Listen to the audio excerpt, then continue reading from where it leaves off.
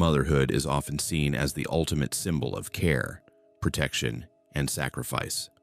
Across the animal kingdom, mothers fight to the death to defend their young, from elephants shielding calves against lions to birds risking their lives for their chicks. But in the tiny, fragile world of hamsters, motherhood can take a terrifyingly different turn. Here, the one who gives life can also take it away. Imagine peering into a hamster cage, expecting to find a nurturing scene of newborns huddled under their mother's fur.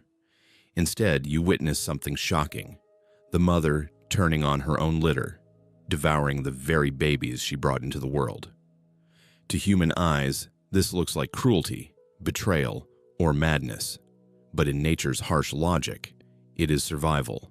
Hamster mothers sometimes eat their young for reasons that seem grotesque, yet are rooted in biology: stress, lack of resources, or an instinctive drive to protect the strongest by sacrificing the weak.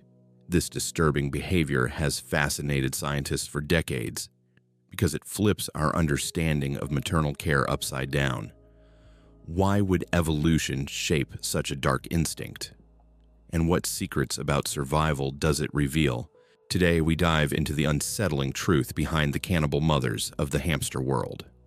Is this ruthless act a failure of motherhood, or is it one of nature's coldest strategies to keep a fragile species alive? Hamsters may look like soft, harmless creatures, tiny balls of fur often kept as beloved pets.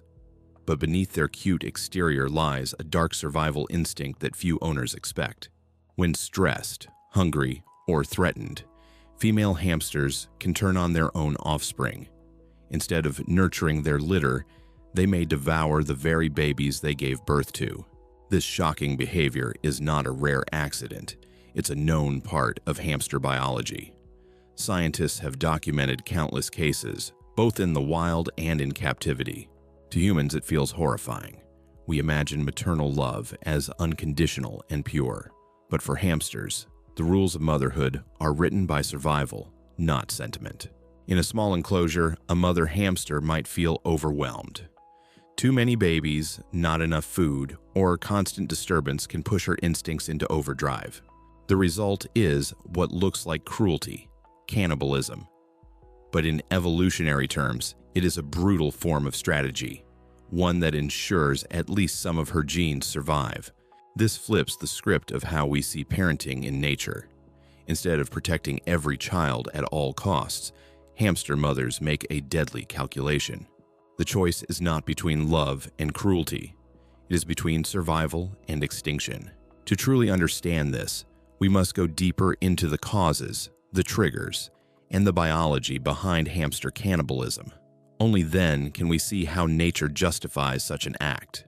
The act of a hamster mother eating her young may look senseless, but behind it are specific triggers rooted in biology and environment. One of the most common causes is stress. Hamsters are highly sensitive to noise, handling, or sudden changes in their surroundings. A disturbed mother may perceive her nest as unsafe. In such a case, killing and consuming her babies becomes an instinctive choice.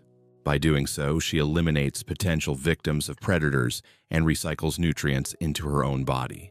Resource scarcity is another factor. If food is limited, raising a full litter is impossible. Cannibalism becomes a way to reduce the burden.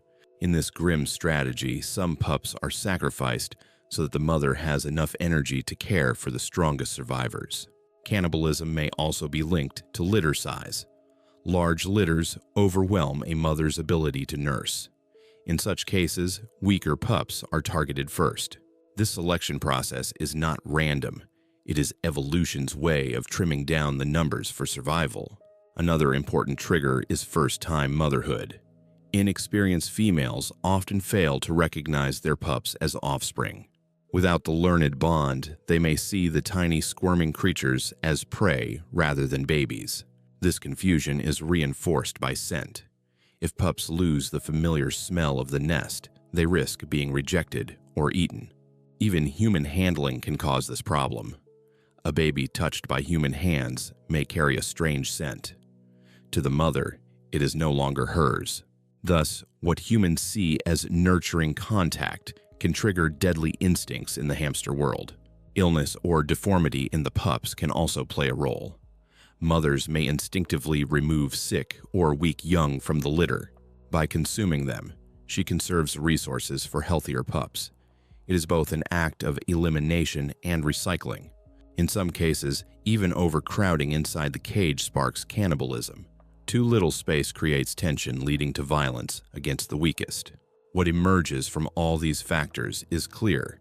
Hamster cannibalism is not random. It is a calculated act shaped by evolution.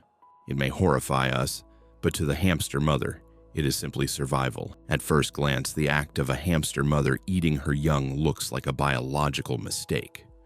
Why would nature allow such destruction?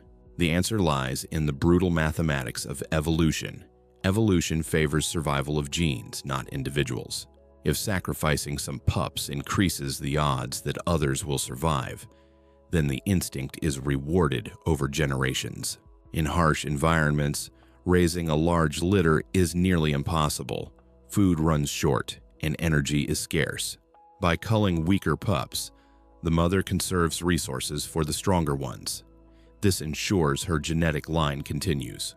In evolutionary terms, this is fitness optimization.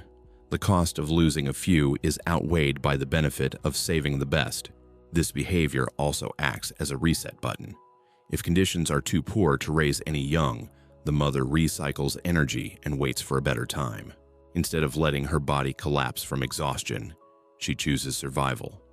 That survival gives her another chance to reproduce. From the outside, we see cruelty. From inside evolution, we see efficiency. Even more fascinating is the fact that this instinct is consistent across generations. Mothers who carried this behavior were more likely to survive and reproduce again. Over time, natural selection etched cannibalism into hamster biology.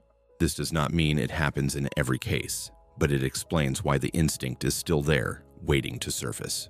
It is not failure, it is survival written in blood. Hamster mothers are not the only creatures that shock us with cannibal instincts. Across nature, parenthood can be as deadly as it is nurturing. Take the praying mantis. During mating, the female sometimes eats the male, turning romance into a final meal. This act ensures she gains nutrients to feed developing eggs, even if it costs the male his life. The black widow spider follows a similar script. Males often end up as meals after reproduction, fueling the female's survival. In the sand tiger shark, violence begins even earlier. Siblings devour each other inside the womb until only the strongest survives. This brutal system guarantees that the pup born is already a proven fighter. Birds, too, reveal dark strategies. The cuckoo chick hatches in a host nest and pushes out rival eggs. It monopolizes care by destroying the competition. Even mammals show shades of this behavior. In lions, a new dominant male may kill cubs sired by rivals, forcing females to breed with him instead. Compared to these cases, the hamster's cannibalism is not unique. It is part of a larger survival toolkit. Each example proves the same truth. When resources are scarce or reproduction is uncertain, sacrifice becomes strategy. For hamsters, eating their young is not madness. It is a mirror of a universal evolutionary theme. In the wild, hamsters live solitary, secretive lives. They dig burrows, hide from predators, and control their own environment. Captivity strips them of this control. Inside a cage, every sound, vibration, and disturbance can become overwhelming. Stress is one of the strongest triggers of cannibalism. A stressed mother may feel her pups are doomed, and instinct tells her to reclaim energy by consuming them. Lack of space also magnifies the problem. In a cramped cage, the mother cannot isolate herself or build a proper nest. Crowding creates tension, and tension pushes her instincts toward brutal solutions. Food scarcity in captivity can be deceptive. Even if food is present, if it is not fresh or plentiful, the mother may perceive danger for her litter's survival. Human interaction often worsens things. Picking up pups or frequently checking the nest disrupts the mother's sense of safety. When pups carry the unfamiliar scent of human hands, they may be mistaken for intruders instead of offspring. Artificial lighting, noise from households, and constant visibility all add layers of stress unknown in the wild. The result is that captive hamsters show cannibalism more often than wild ones. It is not that they are crueler, it is that captivity amplifies every stress signal. For the hamster mother, cannibalism becomes her last form of control in an environment she cannot escape. Maternal instinct is not just emotion, it is chemistry. In hamsters, hormones and sensory cues control whether a mother nurtures or destroys her young. One key player is oxytocin, often called the bonding hormone. In healthy conditions, oxytocin strengthens the connection between mother and pups. But stress can suppress oxytocin release, weakening the bond. When the bond falters, pups are no longer protected by maternal care. Scent is another critical factor. Hamsters rely heavily on smell to recognize their offspring. Each pup carries a unique odor signature. If that scent changes, the mother may fail to identify it as her own. Even subtle differences, a foreign smell from human hands, bedding, or other animals, can turn affection into rejection. Hormones also influence milk production. A mother undernourished or dehydrated may produce less milk. Low milk supply triggers a survival calculation. It may be better to eat some pups than let them all starve. The nervous system plays its part as well. Stress hormones like cortisol heighten anxiety, pushing the mother toward drastic behaviors. Scientists believe this mix of hormones, scent cues, and stress responses creates a delicate balance. When balance holds, the pups are nurtured. When it breaks, they may be consumed. To us, the shift feels monstrous. To the hamster mother, it is simply biology, chemistry dictating survival. In laboratories studying rodent behavior, hamster cannibalism has been observed repeatedly. Researchers noted that the behavior often spikes when mothers are disturbed shortly after giving birth. One case documented a Syrian hamster mother who birthed 12 pups. Within 48 hours, she had consumed 5, leaving the healthiest 7 alive. Scientists concluded this was not random violence, but selective survival, targeting the weakest first. Another report described a Chinese hamster mother who was provided food but kept in a noisy environment. Startled repeatedly, she consumed her entire litter in one night. Here, stress, not hunger, was the decisive trigger. Pet owners have also shared shocking accounts. Some recount returning to cages, expecting to see squirming pink pups, only to find an empty nest. In these cases, the mother had eaten every newborn, leaving no trace but bedding. Others describe partial litters surviving. Mothers sometimes stop once the number of pups matches what they can reasonably care for. This aligns with the evolutionary theory of resource allocation. Better to save a few than lose all. There are also rare instances where fathers play a role. In species where males are present, they too may kill or eat newborns if stressed or overcrowded. Each story reinforces the same truth. Hamster cannibalism is not myth or accident. It is a consistent survival tool, recorded across settings. And each case shocks us because it confronts our human image of motherhood with nature's harsher reality. Why does the image of a hamster mother devouring her babies disturb us so deeply? The answer lies not in biology, but in human psychology.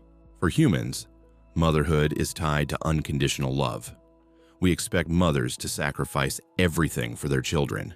When we see the opposite, life-giver turned life-taker, it feels like a betrayal of our most sacred instincts. The horror intensifies because hamsters appear innocent. Their tiny size, soft fur, and cute image make the act even more jarring. It's easier to accept violence in predators like lions or sharks. But when it comes from a creature we associate with gentleness, it feels monstrous. The act also forces us to confront an uncomfortable truth. Nature does not follow human morality. In evolution's cold logic, survival trumps affection. Love, as we define it, is irrelevant. This clash between human values and animal reality creates a sense of unease. It shakes the foundation of what we think parenthood means. The shock mirrors ancient myths and dark folklore where mothers harmed their children, symbols of chaos against natural order. In hamsters, this nightmare is real, not metaphor, but instinct in action. And perhaps that is why it fascinates us as much as it horrifies us. It is a reminder that even the smallest animals carry instincts alien to our sense of family. Hamster cannibalism may seem like a grotesque curiosity, but it offers important lessons about survival. First, it reminds us that nature is not guided by sentiment. Behaviors that appear cruel may be essential for persistence in harsh environments.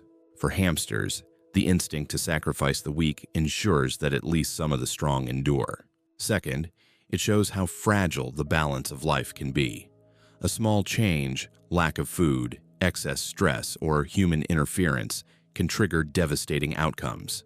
This teaches us how sensitive animals are to their environment and how easily survival strategies emerge. Third, it reflects the principle of resource management. Evolution prioritizes efficiency. Better to save a few than to lose all. In human societies, the lesson translates into understanding the value of resource allocation and planning for scarcity. Fourth, it highlights the role of biology over morality. Instincts follow survival logic, not human ethics. Recognizing this frees us from judging animals as good or evil. They are simply carriers of strategies that work. Finally, it expands our vision of motherhood. Not all maternal instincts are nurturing, some are ruthless, and yet both forms share the same goal, ensuring that life continues, even if at great cost. Hamster cannibalism may horrify us, but it also reveals nature's relentless creativity in solving the puzzle of survival. For pet owners, few sights are more heartbreaking than discovering that a beloved hamster mother has eaten her pups. While the instinct can never be erased, careful care can reduce the risk dramatically. The first rule is privacy. A new mother should be left undisturbed for at least 10 to 14 days after giving birth. Avoid handling pups, cleaning cages, or hovering over the nest during this critical time. The second rule is silence. Loud noises, constant movement, or tapping on the cage can trigger stress that leads to cannibalism. Provide a quiet, dim environment that mimics the safety of a burrow. The third rule is nutrition. A mother must have constant access to high-quality food and fresh water. Protein-rich diets, such as small amounts of boiled egg or mealworms, help her sustain milk production without turning to her pups for energy. The fourth rule is space. A cage too small creates stress and territorial pressure. Ample bedding and nesting material allow her to feel secure. Finally, minimize human scent interference. Never touch newborn pups, and if necessary, use gloves rubbed in clean bedding. These steps do not guarantee survival of every pup, but they shift the odds in favor of nurturing over cannibalism. By respecting the hamster's instincts, owners can reduce tragedy and witness the fragile beauty of maternal care unfold. The image of a mother devouring her young resonates far beyond biology. It becomes a powerful metaphor in human culture. Throughout history, myths and legends have portrayed mothers who destroy their children as symbols of chaos and broken order. In Greek mythology, Cronus devoured his offspring to prevent being overthrown. In folklore, tales of witches and demons often carry the same theme. Hamster cannibalism echoes these stories in reality. It shows that nature itself sometimes reflects the darkest corners of our imagination. For humans, the act also forces reflection on parental responsibility. While we cherish the ideal of unconditional care, reality often brings struggle and scarcity. In times of famine, war, or crisis, human parents too have faced impossible choices for survival. The hamster mother becomes a mirror, not of cruelty, but of the brutal calculations life sometimes demands. On another level, it symbolizes how stress and deprivation can twist even nurturing instincts into destructive outcomes. This makes the hamster's behavior not only a biological phenomenon, but also a cautionary tale about the fragility of care under pressure. Perhaps that is why the story fascinates us. It blends science, myth, and morality into one disturbing but revealing truth. Hamsters are not the only rodents with disturbing maternal behaviors. Their cousins in the rodent family show a spectrum of strategies. Mice, for example, also practice cannibalism under stress. In crowded cages or when food is scarce, mothers may cull weak pups. This behavior, like in hamsters, is linked to survival efficiency rather than cruelty. Rats display more flexible parenting. They often rescue pups, carrying them back to the nest. But under extreme duress, cannibalism can still occur. The difference lies in their social structure. Rats live in groups, while hamsters are solitary. Squirrels, though rodents, take a different path. Some species practice infanticide, where unrelated males kill pups to bring females back into breeding condition. Unlike hamsters, this violence comes from outsiders, not the mother herself. Rabbits, often mistaken for rodents, also face similar maternal pressures. Stressed or inexperienced mothers may neglect or even kill their kits. Again, the triggers mirror those of hamsters: stress, overcrowding, and lack of resources. By comparing across species, we see a pattern emerge. Cannibalism or infanticide is not random. It appears whenever survival is uncertain. Hamsters simply represent one of the most extreme and frequent examples within their family. This broader context proves that even the smallest mammals share the same brutal laws of survival. Scientists have long been fascinated by the disturbing tendency of hamster mothers to consume their young.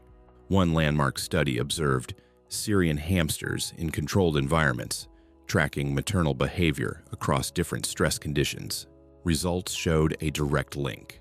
Mothers disturbed during the first 48 hours after birth were far more likely to eat their pups. Another experiment tested the role of nutrition. When protein-rich diets were provided, cannibalism rates dropped significantly. This confirmed that food security directly influences maternal instincts. Researchers also investigated the role of scent. By swapping pups between litters, they discovered that mothers rejected and consumed pups without the familiar odor. This highlighted how critical smell recognition is in hamster parenting.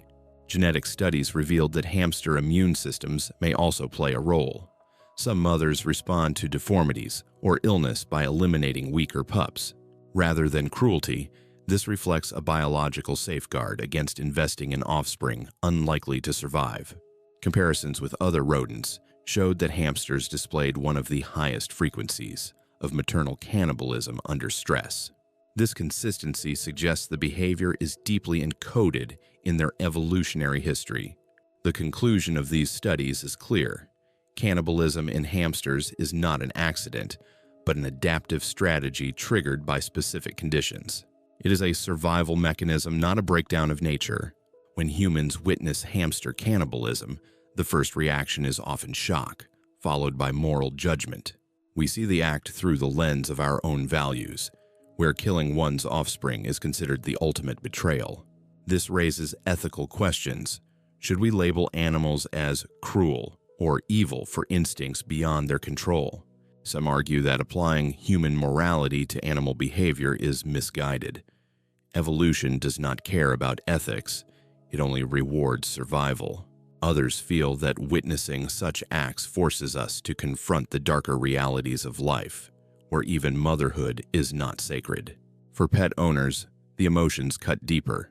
Attachment to hamsters as cute companions makes the act feel personal, almost like a betrayal of trust.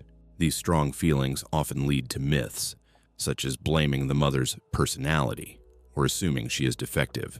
But science shows the truth. Cannibalism is not a flaw, but a built-in survival response. The ethical debate becomes even sharper when we compare with humans. What if extreme stress or deprivation could push us toward unthinkable acts? Such reflections unsettle us because they blur the line between animal instinct and human morality. In the end, hamster cannibalism challenges us not only as scientists but as emotional beings. It forces us to accept that nature operates on rules far colder than our hearts are ready to handle.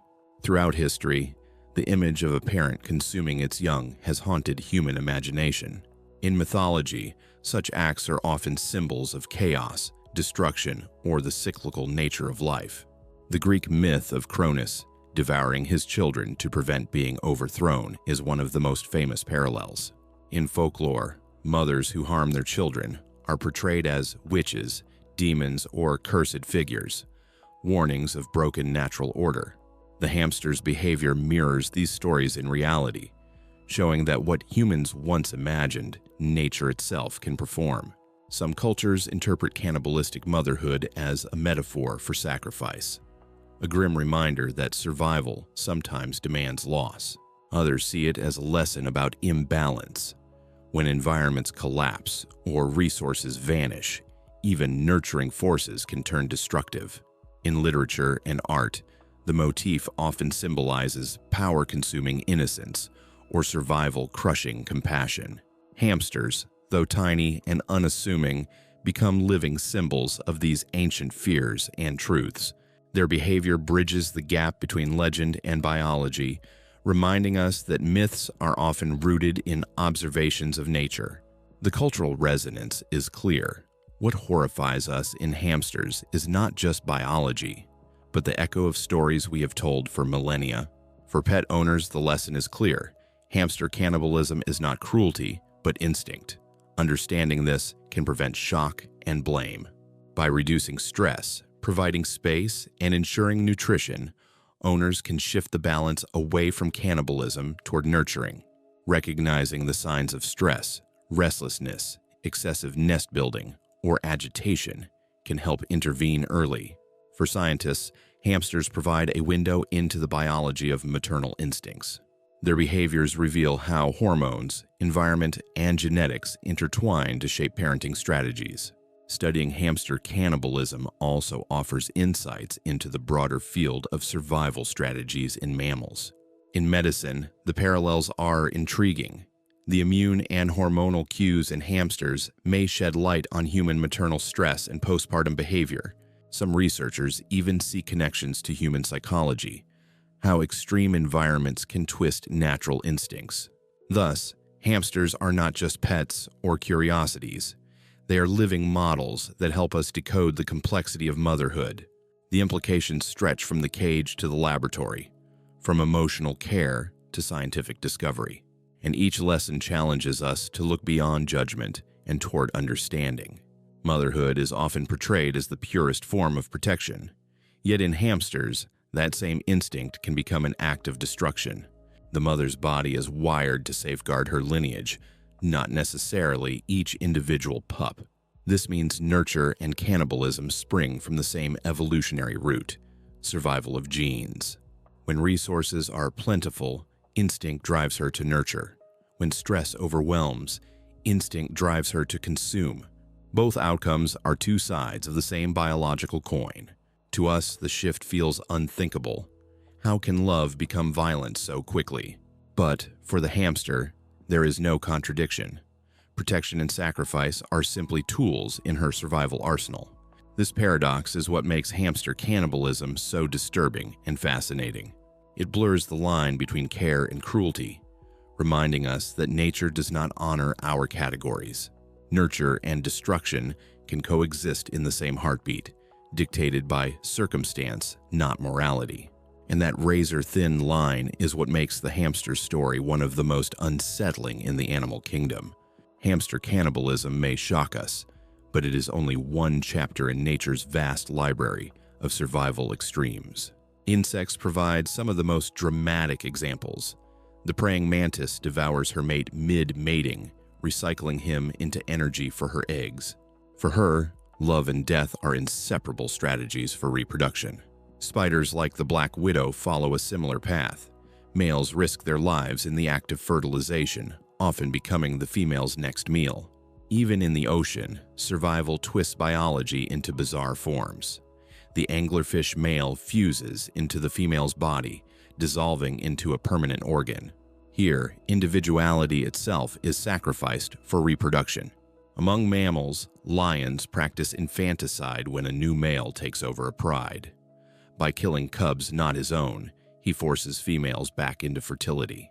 This brutal act ensures his genes dominate, even at the cost of others' offspring. Birds reveal equally strange tactics.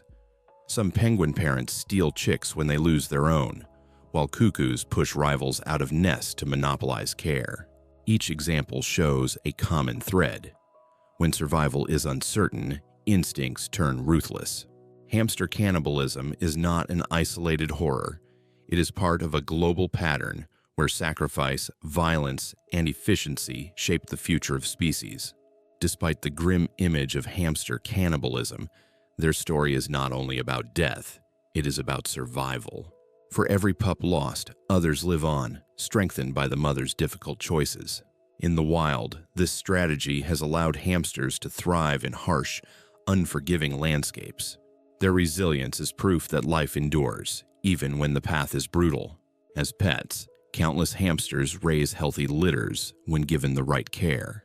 With privacy, nutrition, and calm, the instinct to nurture easily outweighs the instinct to consume. This duality, violence, and care reminds us that survival is not simple, but layered. Even in the darkest behaviors, there lies the spark of continuity. And that spark is why hamsters, small as they are, continue to be symbols of life's persistence. The story of hamster mothers devouring their young shocks us because it shatters our image of love and care. But, seen through the lens of evolution, it is neither madness nor cruelty. It is nature's mathematics, survival written in sacrifice.